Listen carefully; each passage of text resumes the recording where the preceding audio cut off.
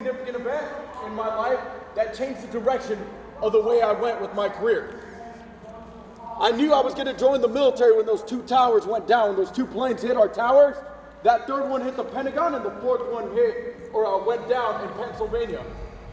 I was not going to stand back in college and let that ever happen again in my country, because I'm a patriot, I love my country, and I love every single American. So I chose to join the military. I went to 3rd Battalion, 5th Marines, 3-5 for short. Did 2 deployments with them in 2007 and 2009. And 2010 came around, I was gonna get out of the Marine Corps. I was gonna get out, go to college, go about my life, start a career. My unit got tasked to go to stay in Afghanistan, the bloodiest battle any unit has ever been tasked out to do in the war of Afghanistan.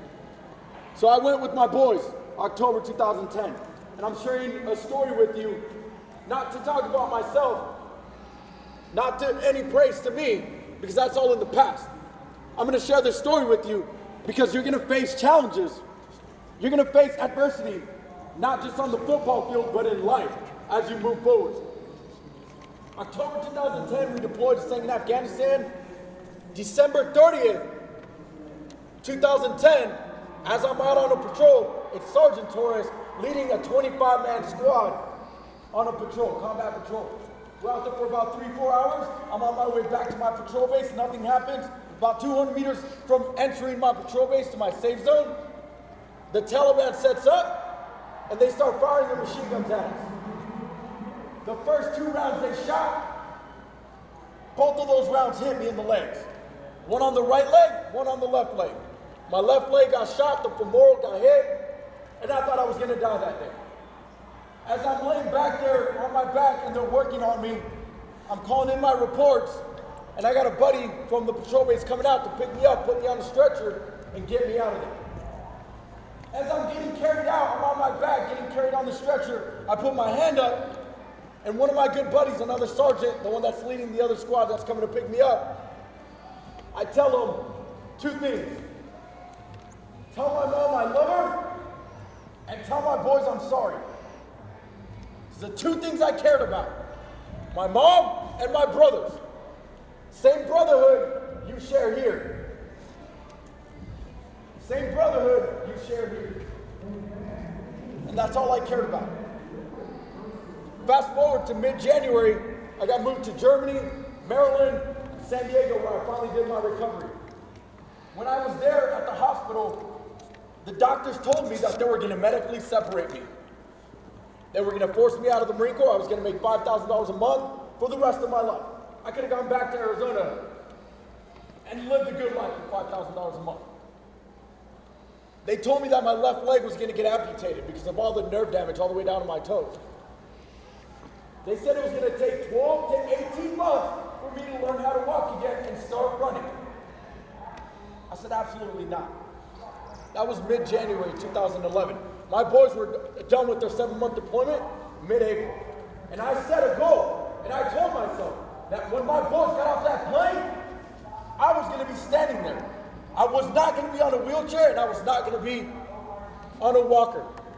My goal was to take them on a run the following week after they had a few days of recovery, rest and recovery.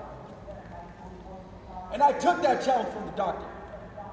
And I got myself some physical therapy and I trained. And mid-April, I took them on a run. Nobody was gonna take that away from me. Nobody was gonna take my leg. Nobody was gonna take the title that I earned, that I love to do, that I love my country for. So I stand here in front of you, telling you, today you're gonna face adversity out there. You might be down, hopefully not. Hopefully you go out there and you blow it out. But you're gonna find yourself in adversity and challenges throughout your season, throughout being a student. You graduate high school, you move forward with life, college, military, career, whatever it is you do. You have a decision.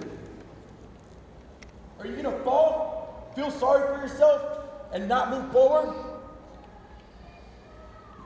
Or are you gonna take something like my situation in 2010, 2011, and it's now 2019, and I think I've been pretty successful in the military.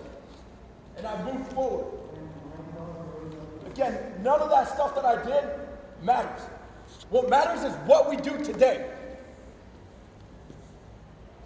You throw a pass, you catch a pass, you make a touchdown, that's in the past. What are you going to do the next play? That's what matters. And I tell my Marines that all the time. Nothing that's on my chest, my rank doesn't mean anything. All that was yesterday's success. What am I doing for you today? What are you doing for each other today? What are you doing for each other the next play? Because everything you do, it's in the past. What do you bring to the table now? You're going to find yourself through these adversities in life. How you recover and how you pick yourself up, it's a test of your character. You've all trained to go out and take the field. You've had mentors and you've had them inspire you. It's time to go out there and lead each other to a win. Does that make sense? Yes, sir. I can't thank you enough for the opportunity and for what you guys do to honor my brothers that didn't make it home. 25 of them and 280 of them were wounded, with one of them being myself. It truly does mean a lot that you guys participate in the honor board. So, coaches, thank you. Thank you. Best of luck tonight. If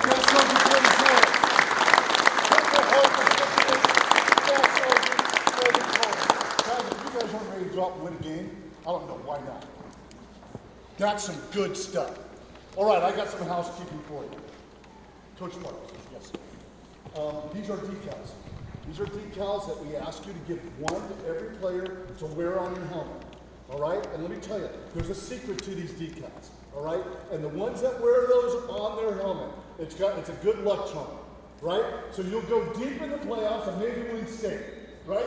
So we want you to put those on your helmet, and there's nothing more that we like than seeing those on your helmets. All right, guys? So, Coach, that's for you to doll out to them at the end of this. Secondly, at the end of tonight's game, your coach is going to vote on the character award winner, and one of you is going to win that award. Then the media in attendance, and there's a lot of them here, is going to give out an MVP award to the one on your team who was the most valuable player. All right? When you're done winning those awards, we ask you to go to the table and sign the helmets. Or excuse me, sign the footballs. The coaches sign the helmets. So we want to make sure Murph signs the helmets. Okay? Now, there is a tunnel out there. You might have saw it as you were walking in. You might have saw it on Twitter, Instagram, or whatever. You guys get to have fun and run through that tunnel. The guys from Sports Recruits are here, right? They're going to announce you, and you guys get to have fun and run through that tunnel with smoke and lights and lasers and all that type of stuff. All right? So, Coach, tell me, who is the guy on your team that you want to have lead the team with the American flag? Dylan.